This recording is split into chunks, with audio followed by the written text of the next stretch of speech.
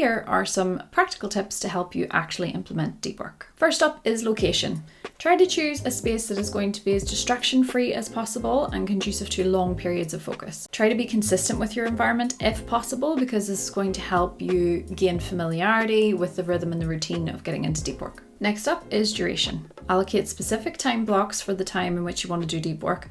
Do not do any shallow work in this time. Something I find quite helpful is having a notepad next to me, and if I could think of any shallow work tasks come into my head that I know are going to deviate me, I just jot them down. I call it my later list, and it's things that I will tend to later. Also, what can be quite helpful is setting a timer. You can use either a digital one, or if you're like me, you can use a physical one. Next up is structure. It's important to define what deep work looks like to you. Are you going to allow yourself to get snacks or have little mini breaks? Are you going to have your phone on you, or is it going to be in a different room? What is going to help you cultivate that feeling of focus? Another important element of this structure piece is to define what success for this deep work session looks like. Are you going to measure the pages you've read, the lines you've coded, the words you've written, or some other measurement of success that makes sense to you and your work? This one overlaps very slightly with the last one. What do you need to get yourself into a deep focused mode? I have a very specific routine. I have a candle that I light, and I will put my headphones on, and I have a very specific playlist. It's called Relaxed Focus. When I listen to that specific playlist, I am then in focus mode. It really helps me slide into that way of thinking a lot quicker. For some people, it might be a coffee or a snack or anything that's going to help you set up your environment to support you in your deep focus mode.